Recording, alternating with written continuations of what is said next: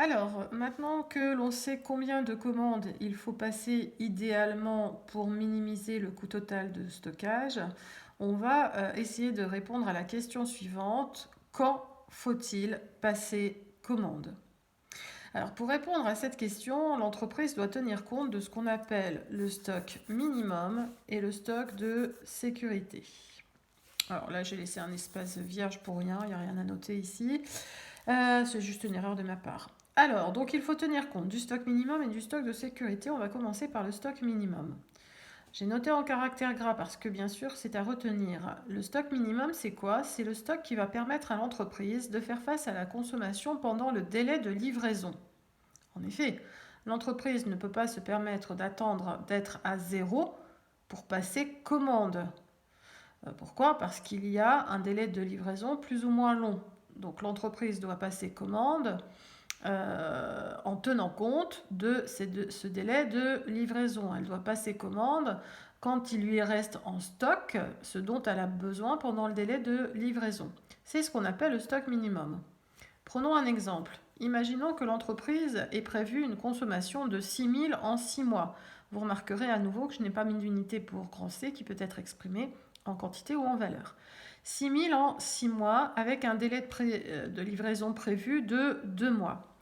Donc, en fait, il faut que l'entreprise déclenche sa commande quand son stock aura atteint le stock minimum. De combien? Il lui faut encore tenir au minimum donc pendant 2 mois. 2 mois sur les 6. Donc, je fais un produit en croix. Donc, le stock minimum, il est de 6000 divisé par 6 fois 2, puisque la consommation ici, 6000 en 6 mois, ça fait 1000 par mois, fois 2 égale 2000. Ça veut donc dire que l'entreprise devra passer commande quand son stock aura atteint 2000. Si on fait la représentation graphique de l'évolution du stock sur le temps exprimé en mois, donc je reprends mon exemple. On a prévu une consommation de 6000 en 6 mois. Donc on a prévu une consommation ici de 6000 en 6 mois. Ça veut dire que mon stock va passer de 6000 à 0 en 6 mois. D'accord? Donc au bout de 6 mois, il faut absolument se faire livrer. D'accord? Seulement le délai de livraison prévu est de 2 mois. Donc si on veut ici se faire livrer, en tous les cas, nous, c'est ce que l'on a prévu. Si l'on veut se faire livrer à la fin du 6e mois, il va falloir ici commander 2 mois avant, puisqu'entre les deux ici, on a notre délai de livraison. Il va falloir commander, donc je lis sur mon graphique, il va falloir commander lorsque mon stock aura atteint ici 2000. Et 2000, donc c'est ce qui correspond à ce qu'on appelle le stock minimum. Alors, maintenant, j'ai bien insisté sur une livraison prévue à la fin du 6e mois. Alors, pourquoi? Parce qu'on a prévu une consommation de 6000 en 6 mois. Seulement, les choses peuvent ne pas se dérouler comme on l'avait prévu. Il va donc falloir prévoir ce qu'on appelle un stock de sécurité.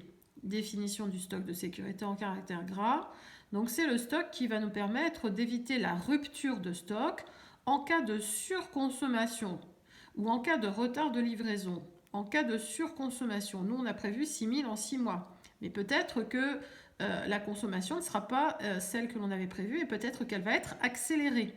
Auquel cas, ça risque de provoquer une rupture de stock. De même qu'un retard de livraison, évidemment, risque de provoquer une rupture de stock.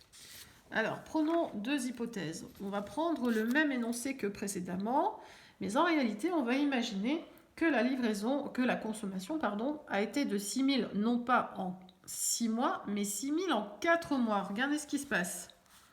6000 tombe à 0 en 4. D'accord? Or, nous, la livraison était prévue en 6. D'accord? Donc ici, j'ai une livraison qui était prévue en 6. Qu'est-ce qui se passe entre 4 et 6? Regardez, je vais le mettre en rouge d'ailleurs. Hop, ici, voilà, je suis en rupture de stock. Vous voyez, donc ce que j'ai mis en rouge, c'est pour représenter ma rupture de stock.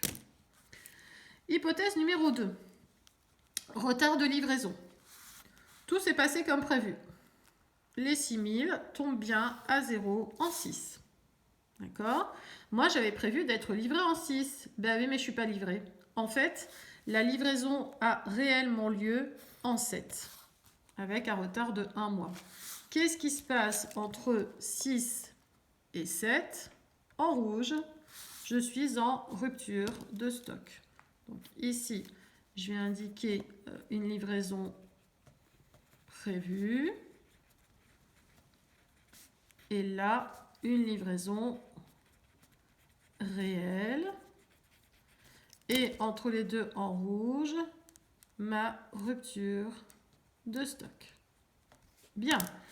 Donc, bien qu'ayant prévu ici précédemment de commander 2 mois avant d'être livré, je ne suis pas à l'abri d'un aléa. Le stock minimum ne suffit pas.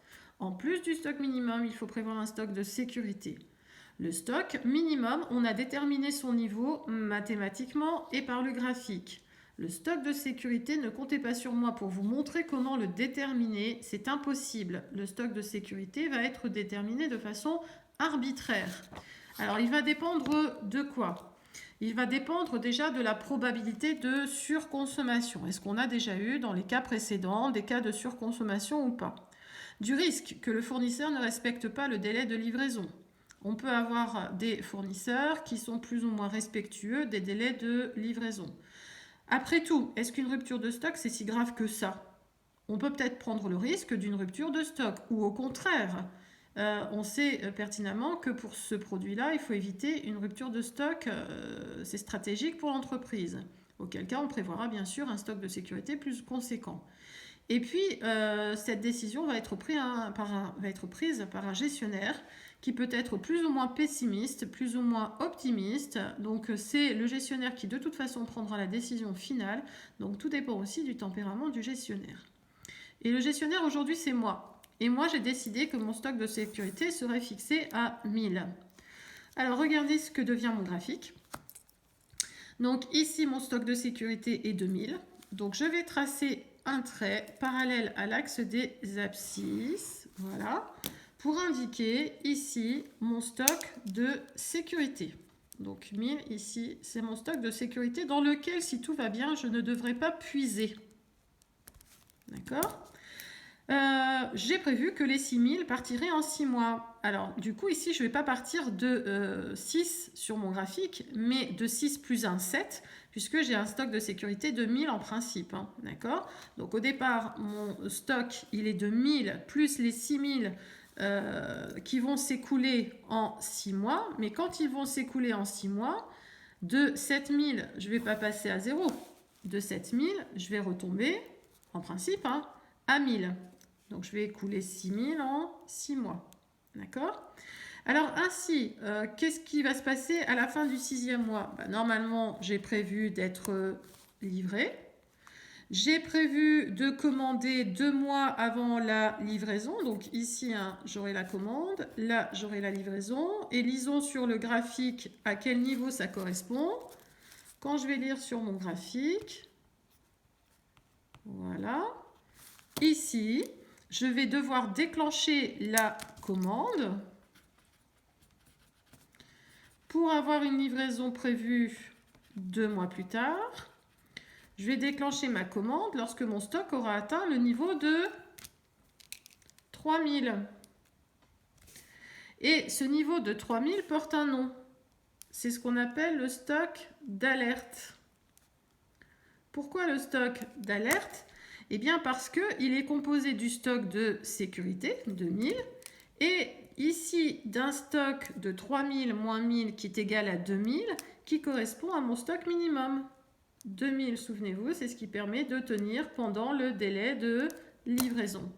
Le stock d'alerte, c'est la somme stock minimum plus stock de sécurité. C'est le niveau de stock qui déclenche la commande. Donc, c'est comme si on tirait la sonnette d'alarme. À 3000, on commande. À 3000 en commande, ça nous permet de tenir pendant les 2 mois de livraison. Ça nous permet aussi de tenir, regardez s'il y avait un retard de livraison. Imaginons qu'on soit livré en 7. C'est pas grave, regardez, je peux puiser entre 6 et 7 dans les 1000. Après 7, par contre, je tombe en rupture de stock. Ma consommation s'accélère, donc ma courbe ici, ça descend plus vite que prévu, c'est pas grave. Je peux tenir, voilà, en tous les cas, pendant un mois là, j'ai de quoi tenir en puisant dans mon stock de sécurité. Après, forcément, au-delà de 1000, là, je vais tomber en rupture de stock. Voilà, ce sera tout pour aujourd'hui.